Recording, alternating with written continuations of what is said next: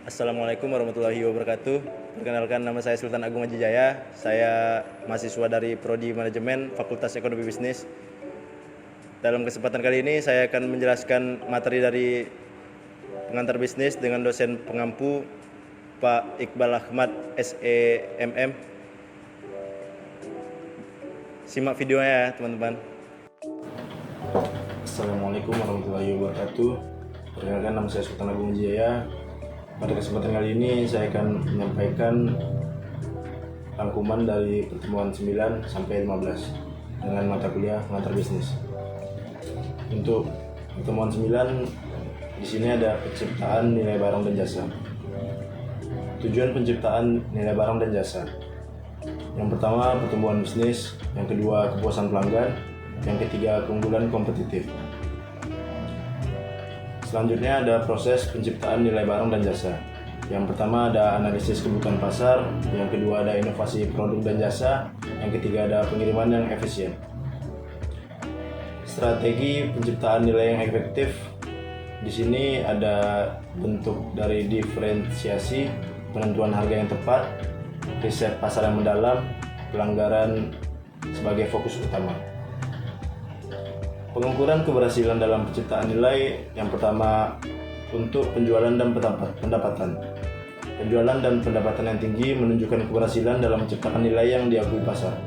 Yang kedua ada tingkat kepuasan pelanggan. Tingkat kepuasan pelanggan adalah indikator kunci yang menunjukkan sejauh mana nilai yang dihasilkan telah memenuhi harapan pelanggan. Yang ketiga ada market share. Meningkatnya pangsa pasar menunjukkan keberhasilan dalam menciptakan nilai yang lebih baik daripada pesaing. Studi kasus penciptaan nilai yang sukses. Yang pertama ada Apple Inc., yang kedua ada Tesla, yang ketiga ada Netflix. Kesimpulannya adalah penciptaan nilai dalam bisnis sangat penting untuk mencapai pertumbuhan dan keunggulan kompetitif. Dengan memahami tujuan, proses, pengaruh teknologi, dan strategi yang efektif, perusahaan dapat mencapai keberhasilan dalam menciptakan nilai yang berkualitas. Selanjutnya untuk pertemuan 10. Etika bisnis dan tanggung jawab sosial. Etika bisnis. Etika bisnis merupakan penerapan etika secara umum terhadap perilaku bisnis. Etika bisnis menunjukkan perilaku etis maupun tidak etis yang dilakukan manajer dan karyawan dari suatu organisasi perusahaan. Mengapa bisnis memerlukan etika? Yang pertama, meningkatnya harapan publik agar perusahaan menjalankan bisnisnya secara etis. Yang kedua, agar perusahaan tidak melakukan berbagai tindakan yang membahayakan pemangku kepentingan lainnya. Yang ketiga, ada penerapan etika bisnis di perusahaan dapat meningkatkan kinerja perusahaan. Etika bisnis pada berbagai fungsi perusahaan. Yang pertama ada etika bisnis di bidang akuntansi, yang kedua ada di bidang keuangan, yang ketiga ada di bidang produksi dan pemasaran, yang keempat ada di bidang sistem informasi. Faktor-faktor yang mendorong timbulnya masalah etika bisnis. Yang pertama ada mengejar keuntungan dan kepentingan pribadi, yang kedua tekanan persaingan, yang ketiga pertentangan antara tujuan perusahaan dengan nilai-nilai perorangan, yang keempat ada pertentangan etika lintas budaya. Tanggung jawab sosial. Kata responsibility terdiri dari dua kata, yaitu response dan ability. Jadi pada dasarnya tanggung jawab menunjukkan kemampuan yang harus dimiliki seseorang atau sebuah organisasi untuk memberikan tanggapan terhadap sebagai hal yang diminta tanggapannya oleh pihak lain. Jenis-jenis tanggung jawab perusahaan. Yang pertama ada tanggung jawab ekonomi. Tujuan perusahaan untuk mendapatkan laba. Memiliki tanggung jawab kepada pemegang saham. Yang ketiga ada tanggung jawab kepada kreditor. Yang kedua ada tanggung jawab hukum. Mematuhi perundang-undangan yang berlaku. Yang ketiga ada tanggung jawab sosial. Tanggung jawab sosial perusahaan adalah komitmen untuk meningkatkan kesejahteraan masyarakat melalui praktik bisnis yang bijaksana. Tanggung jawab sosial perusahaan. Tanggung jawab sosial perusahaan atau corporate social responsibility yaitu bentuk kepedulian perusahaan terhadap lingkungan eksternal. Perusahaan melalui berbagai kegiatan yang dilakukan dalam rangka penjagaan lingkungan, norma, masyarakat, partisipasi pembangunan, serta berbagai bentuk tanggung jawab sosial lainnya. Strategi pengelolaan tanggung jawab sosial perusahaan. ada reaktif, cenderung menolak tanggung jawab sosial, ada akomodatif, melakukan tanggung jawab sosial untuk menghindari tekanan dari masyarakat, ada defensif, cenderung membela diri dalam menghindari tanggung jawab sosial, ada proaktif, mengambil inisiatif dalam tanggung jawab sosial. Pro kontra mengenai tanggung jawab sosial perusahaan. Pandangan kelompok yang pro terhadap tanggung jawab sosial dari organisasi bisnis. Yang pertama, kegiatan bisnis seringkali menumbuhkan masalah. Oleh karena itu, sudah semestinya perusahaan bertanggung jawab atas apa yang telah dilakukannya. Yang kedua, perusahaan adalah bagian dari lingkungan sosial masyarakat. Oleh karena itu, sudah semestinya ikut berpartisipasi dan bertanggung jawab atas apa yang terjadi di masyarakat. Yang ketiga, perusahaan biasanya memiliki sumber daya untuk menyelesaikan masalah di lingkungan sosial masyarakatnya. Yang keempat, perusahaan adalah partner dari lingkungan sosial kemasyarakatan, sebagaimana halnya juga pemerintahan dan masyarakat pada umumnya. Pandangan kelompok yang kontra terhadap tanggung jawab sosial dari organisasi bisnis. Yang pertama, perusahaan tidak memiliki ahli yang mengkhususkan dalam bidang sosial dan kemasyarakatan. Oleh karena itu, sulit bagi perusahaan untuk ikut bertanggung jawab. Yang kedua, perusahaan yang ikut berpartisipasi dan bertanggung jawab dalam lingkungan sosial masyarakat justru akan memiliki kekuatan untuk mengontrol masyarakat. Dan itu indikasi yang kurang baik secara sosial. Yang ketiga, akan banyak terdapat konflik kepentingan di masyarakat jika perusahaan terlibat dalam aktivasi sosial. Tahap perkembangan social responsibility menurut Stephen Robbins dan Mary Coulter. Tahap 1, pemimpin perusahaan hanya mementingkan kepentingan pemegang saham. Tahap 2, mulai memerhatikan SDM. Yang ketiga, tanggung jawab sosial. Yang keempat, perusahaan memiliki tanggung jawab kepada masyarakat keseluruhan. Undang-undang yang mengatur tentang CSR di Indonesia yaitu Undang-Undang Nomor 40 Tahun 2007 tentang perseroan terbatas.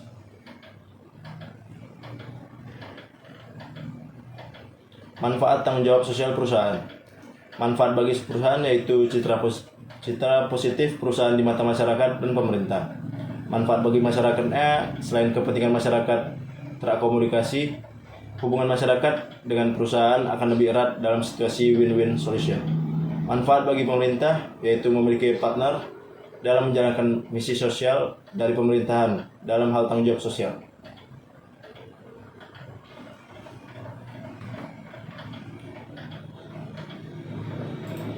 Selanjutnya untuk pertemuan 11 ada manajemen perusahaan. Fungsi-fungsi manajemen. Yang pertama ada planning, yang kedua ada organizing, yang ketiga ada leading atau directing, yang keempat ada controlling. Fungsi-fungsi manajemen yaitu organizing. Organizing yaitu suatu proses memperoleh dan mengatur sumber daya perusahaan, baik manusia, modal, dan teknologi. Yang kedua ada leading atau directing, merupakan fungsi manajemen yang bertujuan untuk memberikan panduan kepada karyawan sehingga kegiatan organisasi akan berjalan sesuai dengan apa yang diinginkan. Yang ketiga ada controlling, yaitu merupakan bentuk pengawasan dan kontrol dari manajemen terhadap kegiatan organisasi. Peran manajerial ada 3, yaitu peran interpersonal dan peran informasi dan peran mengambil keputusan. Peranan manajerial. Manajer harus melakukan interaksi dengan karyawan dan orang-orang sekitarnya. Dari hal inilah muncul peran yang bersifat interpersonal. Peran interpersonal meliputi 1. Figurehead, yaitu kewajiban pimpinan untuk mengikuti acara-acara sebagai perwakilan perusahaan.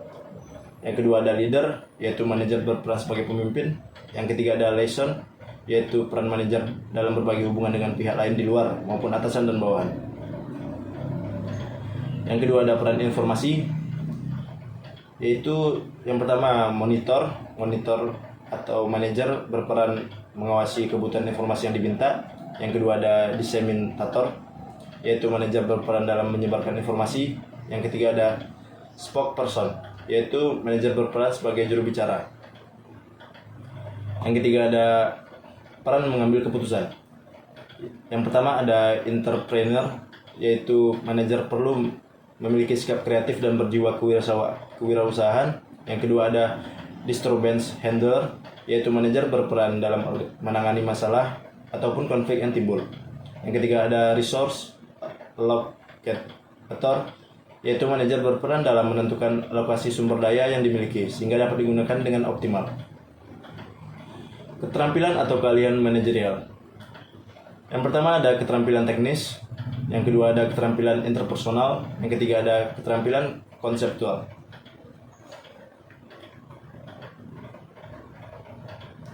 Selanjutnya ada dari pertemuan 12, fungsi perencanaan atau planning. Apa itu perencanaan? Perencanaan merupakan sebuah proses yang dimulai dari penetapan tujuan organisasi, menentukan strategi untuk mencapai tujuan organisasi secara menyeluruh. Visi dan misi. Visinya yaitu visi dibuat perusahaan terutama untuk menjawab pertanyaan, akan menjadi apa bisnis kita? 5W tambah 1H. Ada what, why, where, when, who, how. 3 hal yang dapat dilihat dari perencanaan. Yang pertama ada proses, yang kedua ada fungsi manajemen, yang ketiga ada pengambilan keputusan. 3 hal yang dapat dilihat dari perencanaan. Proses merupakan perencanaan yang digunakan untuk memilih tujuan dan menentukan bagaimana tujuan tersebut akan dicapai. Fungsi manajemen adalah fungsi di mana pimpinan menggunakan pengaruh atas wewenangnya untuk menentukan atau berubah tujuan dan kegiatan organisasi. Pengambilan keputusan untuk jangka waktu yang panjang atau yang akan datang mengenai apa yang akan dilakukan.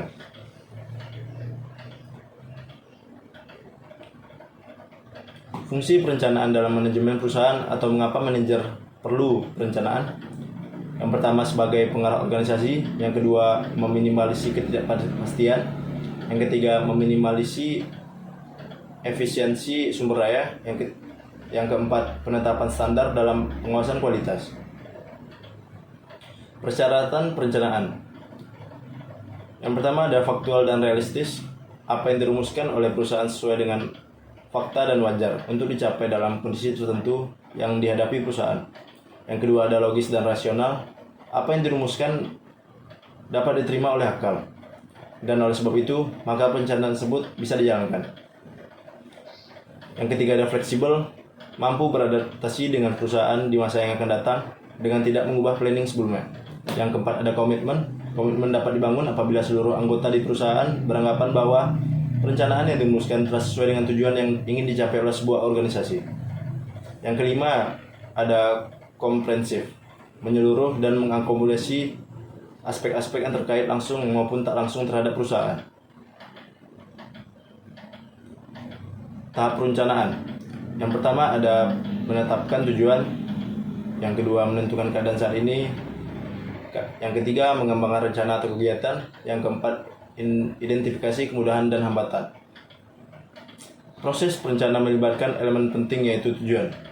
Tujuan atau goals pada dasarnya adalah hasil akhir yang diharapkan agar dapat diraih atau dicapai oleh individu, kelompok, maupun sebuah organisasi. Tujuan merupakan penjabaran lebih lanjut dari visi dan misi dengan waktu pencapaian yang lebih pendek. Selanjutnya, tujuan akan dijabarkan ke dalam sejumlah sasaran, objektif yang lebih bersifat kuantitatif atau terukur. Jenis-jenis tujuan atau goals. Berdasarkan jumlahnya ada 2, yaitu tujuan tunggal dan banyak tujuan. Tujuan tunggal yaitu hanya terdapat satu tujuan yang ingin dicapai oleh suatu perusahaan. Banyak tujuan yaitu terdapat banyak tujuan yang ditetapkan dan ingin dicapai oleh perusahaan. Jenis-jenis tujuan atau goals berdasarkan kejelasan. Yang pertama ada tujuan yang dinyatakan atau state goals, tujuan yang dinyatakan secara formal oleh perusahaan atau organisasi kepada publik. Contohnya perusahaan berusaha meningkatkan kepuasan pelanggan. Yang kedua ada tujuan yang aktual dan nyata, real goals. Tujuan yang tidak dinyatakan kepada publik akan tetapi secara aktual dan nyata berusaha dicapai oleh para anggota di dalam organisasi atau perusahaan. Contohnya meningkatkan insentif bagi karyawan. Jenis-jenis tujuan atau goals berdasarkan keluasan dan waktu pencapaian. Yang pertama ada tujuan strategis, tujuan yang ingin dicapai perusahaan dalam jangka waktu yang lebih relatif lama, 3-5 tahun atau bahkan bisa lebih.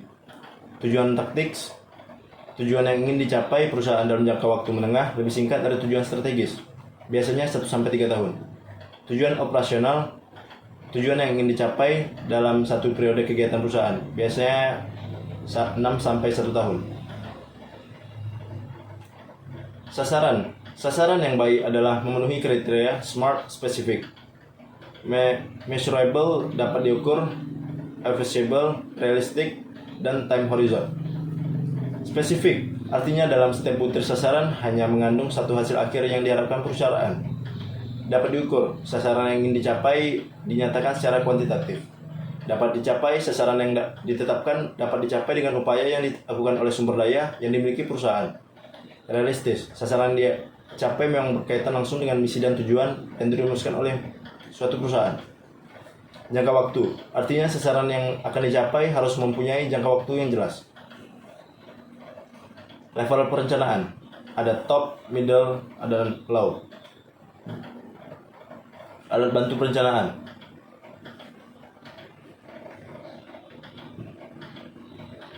ada diagram Gantt ditemukan oleh Henry L. Gantt sehingga disebut juga Gantt chart.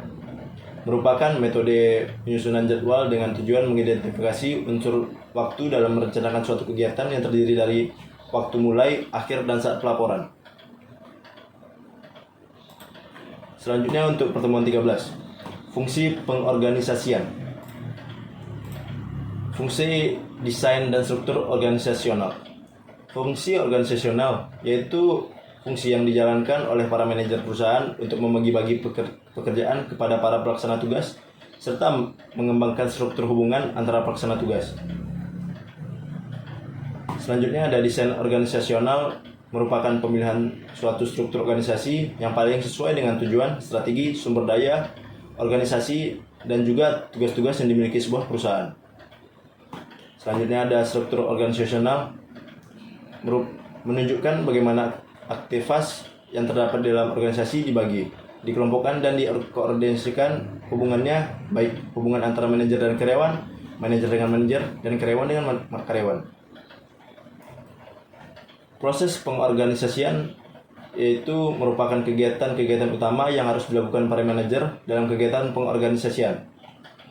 Prosesnya memiliki 5 tahapan, yaitu yang pertama pembagian kerja, yang kedua ada departementalisasi, yang ketiga ada pengembarkan hierarki organisasi, yang keempat ada pengisian jabatan, yang kelima ada pengkoordinasian. Proses pengorganisasian ada pembagian kerja, departementalisasi, pengembangan hierarki organisasi, pengisian jabatan, dan pengkoordinasian.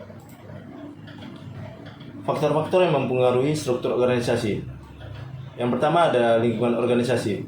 Semakin cepat perubahan yang terjadi di lingkungan perusahaan, maka semakin besar ketidakpastian yang akan terjadi, sehingga hal tersebut akan menyebabkan para manajer menghadapi masalah yang lebih besar untuk memperoleh sumber daya organisasi yang lengkap.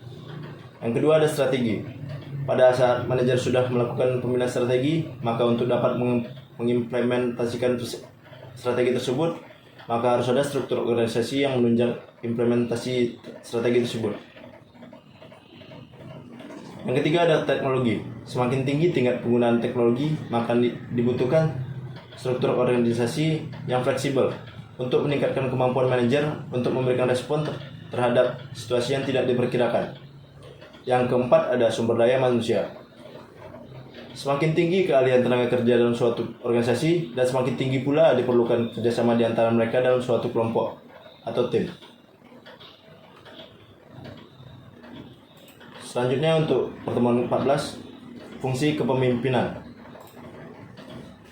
Kepemimpinan atau leadership, suatu proses yang dilakukan manajer perusahaan untuk mengarahkan dan mempengaruhi para bawahannya dalam kegiatan yang berhubungan dengan tugas, agar para bawahan mau mengarahkan kemampuannya dengan baik sebagai individu atau maupun sebagai anggota tim untuk mencapai tujuan yang diharapkan. Penggunaan kekuasaan atau power. Kekuasaan adalah kemampuan yang dimiliki seseorang untuk menguasai sumber daya agar suatu pekerjaan dapat diselesaikan. Kekuasaan dapat berkonotasi positif maupun negatif. Sumber-sumber kekuasaan ada dari reward power, coercive power, limit power. Faktor yang mendasari adanya kekuasaan yaitu ada expert power. Kekuasaan yang berdasarkan keahlian atau kepakaran adalah kekuasaan yang muncul sebagai akibat dari kepakaran atau keahlian yang muncul dimiliki oleh seseorang. Yang kedua ada referent power. Kekuasaan yang muncul akibat adanya karakteristik yang diharapkan oleh seseorang atau sekelompok orang terhadap seseorang yang memiliki pengaruh terhadap seseorang atau sekelompok orang. Memotivasi. Motivasi merupakan hasil interaksi yang dialami individu, karyawan maupun manajer dengan situasi yang melingkupinya.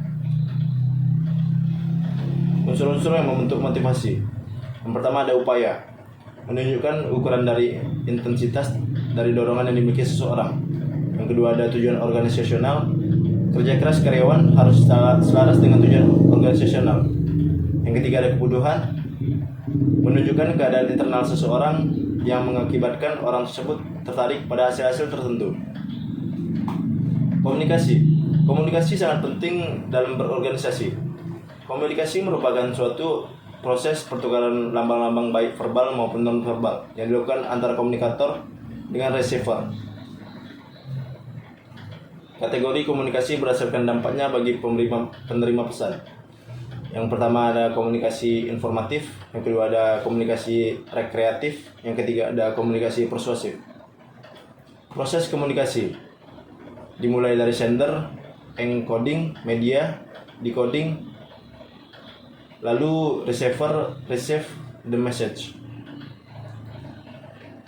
Kategori komunikasi terkait dengan struktur organisasi. Downward communication, segala bentuk komunikasi yang mengalir dari pimpinan atau manajer kepada bawahannya. Selanjutnya ada upward communication, merupakan komunikasi yang mengalir dari bawahan kepada atasannya. Selanjutnya ada lateral communication, komunikasi yang terjadi antara personal dalam suatu jenjang manajemen. Selanjutnya ada diagonal communication, komunikasi yang dilakukan oleh personal yang memiliki jenjang manajemen yang berbeda serta berasal dari departemen yang berbeda. Selanjutnya ada kewenangan atau authority. Kewenangan atau authority pada dasarnya merupakan bentuk lain dari kekuasaan yang seringkali dipergunakan dalam sebuah organisasi. Kewenangan merupakan kekuasaan formal dan terlegitimasi dalam sebuah organisasi.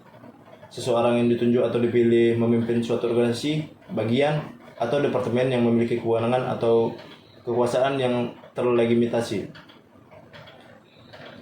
Ada dua pandangan yang saling berlawanan mengenai sumber wewenang. Yang pertama ada teori formal atau pandangan klasik. Yang kedua ada teori penerimaan atau acceptance theory of authority. Teori formal atau pandangan klasik menyatakan bahwa kewenangan pada dasarnya terlahir sebagai akibat adanya kewenangan yang lebih tinggi dari kewenangan yang diberikan. Kewenangan formal menurut pandangannya bersifat klasik atau bersifat pendekatan top down. Misalnya seorang manajer mendapatkan kewenangan formal akibat adanya pemberian kewenangan dari pihak yang memiliki kewenangan yang lebih tinggi, misalkan direktur utama. Teori penerimaan atau acceptance theory of authority menyatakan pandangan kedua cenderung berbeda dengan pandangan yang pertama, bahwa tidak setiap kewenangan yang bersifat top down serta merta akan dijalankan oleh bawahan. Hal tersebut barangkali bukan disebabkan bahwa atasan tidak memiliki kewenangan, akan tetapi apa yang dilakukan atasan tidak dapat diterima oleh bawahan. Persyaratan agar kewenangan efektif. Bawahan dapat memahami apa yang diinginkan atau dikomunikasikan oleh pemimpin.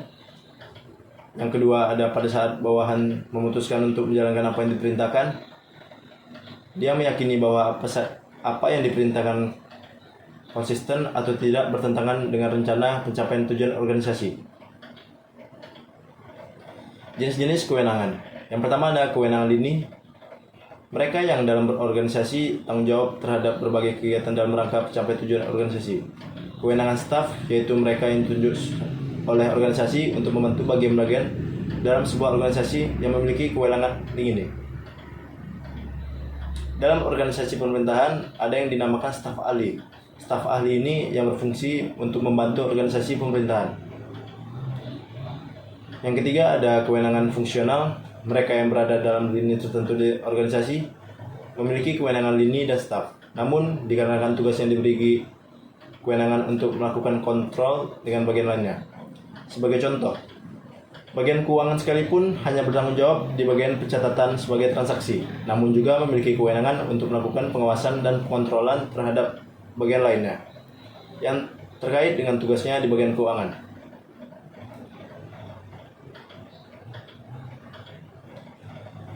Pelimpahan wewenang atau delegasi.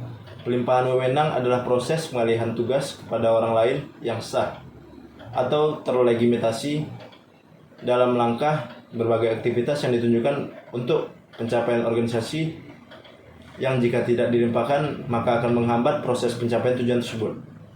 Manfaat pelimpahan wewenang. Yang pertama, memungkinkan subbagian atau bawahan mempelajari sesuatu yang baru dan memperoleh kesempatan untuk melakukan sesuatu yang baru tersebut. Yang kedua, ada bahwa pelimpahan wewenang mendorong tercapainya keputusan yang lebih baik dalam berbagai hal.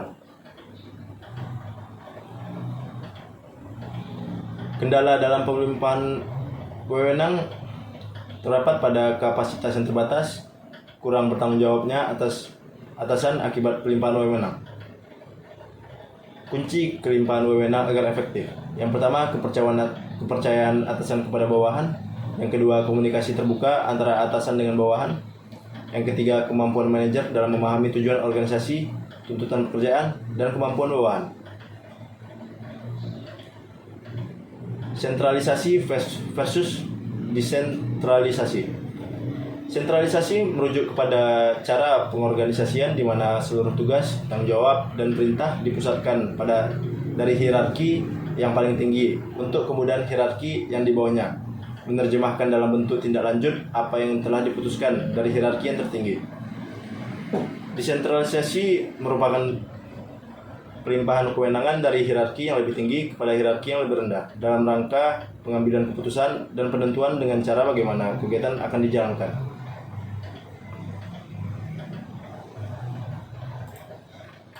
Selanjutnya untuk pertemuan 15 tentang komunikasi bisnis dalam bentuk digital.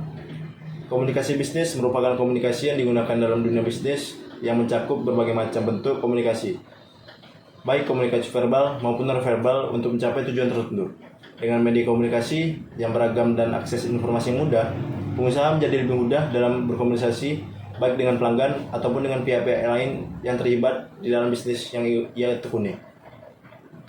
Fasilitas dalam komunikasi bisnis di era digital lainnya diantaranya ada seperti blog, Facebook, Instagram, Twitter, YouTube, dan sebagaimana memiliki sejumlah manfaat bagi perusahaan. Terdapat etika komunikasi bisnis yang dapat diterapkan dalam komunikasi bisnis baik dengan menggunakan media ataupun tidak, yaitu yang pertama, memaparkan informasi yang benar, yang kedua, memberikan informasi yang efektif dan tepat sasaran, yang ketiga, memberikan pesan dengan kalimat yang baik tanpa memojokkan kompetitor, yang keempat, menggunakan kalimat yang mudah dimengerti. Sekian untuk tugas ujian akhir semester dari pengantar bisnis saya. Bila ada kurang dan lebih, saya mohon maaf. Wabillahi taufiq wal hidayah. Assalamualaikum warahmatullahi wabarakatuh.